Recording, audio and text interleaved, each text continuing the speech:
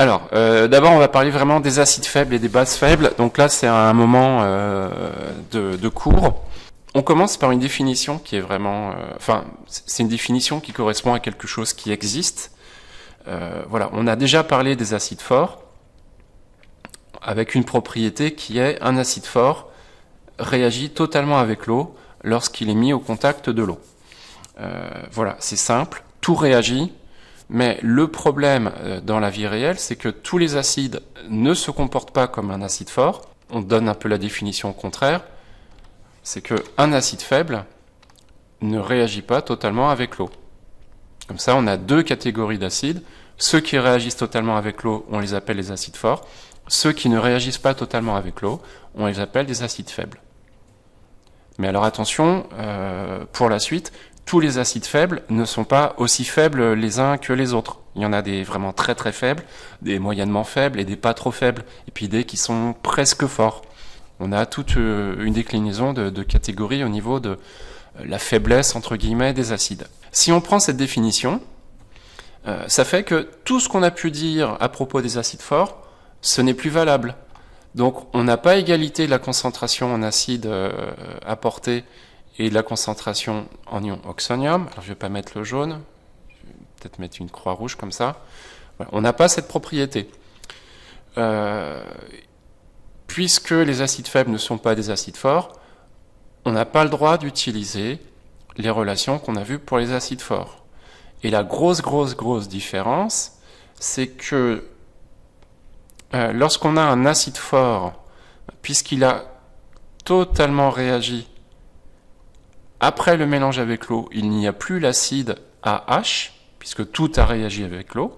Par contre, puisqu'un acide faible ne réagit pas totalement avec l'eau, il nous reste de l'acide AH dans le mélange, puisque tout n'a pas réagi.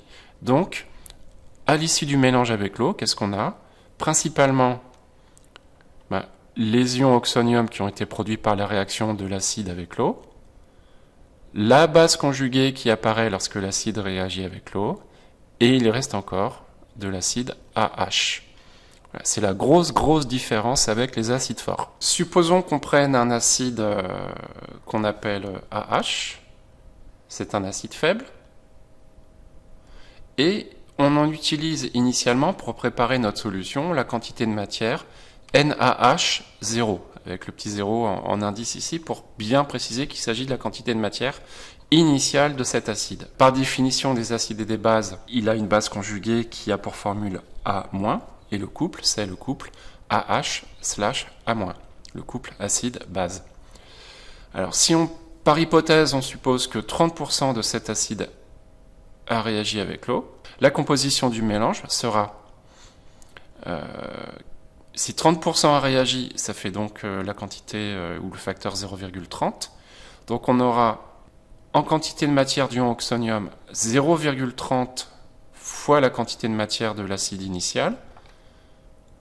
Dans le même temps, la quantité de matière de base conjuguée Na-, c'est la même valeur que donc 0,30 fois la quantité de matière de l'acide initial.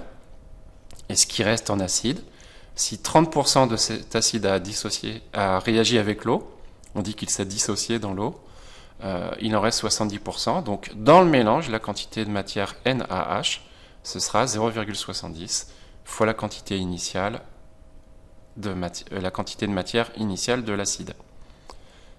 Voilà. Donc à partir du pourcentage qui dit quelle part de l'acide a réagi avec l'eau, on peut calculer les quantités de matière qui restent dans le mélange et donc calculer les concentrations en acide AH, concentration en base conjuguée A-, concentration en ion oxonium H3O+. Tout ça en divisant par le volume de la solution. Alors, ce qu'on aurait pu faire en TP, ce qui marche, c'est pas celui-là, c'est ça.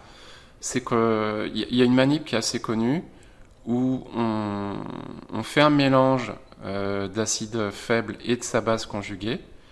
Par exemple, on aurait pu le faire avec l'acide éthanoïque et l'ion éthanoate. on fait des mélanges avec des quantités de matière sous contrôle, et on a une représentation graphique qui représente le logarithme de la concentration en base faible divisé par la concentration en acide faible. Et on constate, alors c'est en noir sur le schéma, on constate pour l'acide éthanoïque, comme pour les autres couples, qu'on a une droite en fait comme représentation graphique. Et cette droite, elle passe par une valeur qui est ici 4,8 dans le cas de l'acide éthanoïque et de l'ion éthanoate. Et ce 4,8, il caractérise le couple acide éthanoïque, ion éthanoate. Les autres, ça veut dire que pour un autre couple, par exemple l'acide méthanoïque avec sa base conjuguée l'ion méthanoate, on n'a pas la même valeur sur l'axe. Donc la valeur de référence pour le deuxième couple, celui qui est désigné en rouge, acide méthanoïque, ion méthanoate, c'est 3,8. Alors qu'est-ce qu'on a en abscisse? C'est le logarithme de la concentration de la base divisé par la concentration de l'acide, et c'est les endroits où les courbes traversent l'axe des ordonnées, donc ça correspond en abscisse à la valeur 0. Et la valeur 0 pour les logarithmes, ça veut dire que l'argument de la fonction, donc le rapport A- sur AH, il vaut 1. Donc en fait, ça se produit quand la concentration en base conjuguée est égale à la concentration en acide. Ça c'est mathématique parce que log de la valeur 1, log décimal de la valeur 1, c'est égal à 0. Donc si en abscisse on a 0, ça correspond à concentration en base faible divisé par concentration en acide qui vaut 1. Et donc dans ce cas, les deux concentrations sont égales. Voilà. Une fois qu'on a constaté ça, on a une nouvelle définition ou un nouvel outil, c'est le pKa. Le pKa est une constante pour chaque couple acide faible, base faible, qui correspond au pH d'une solution dans laquelle la concentration en acide du couple est égale à la concentration en base du couple. Donc AH égale A- entre crochets.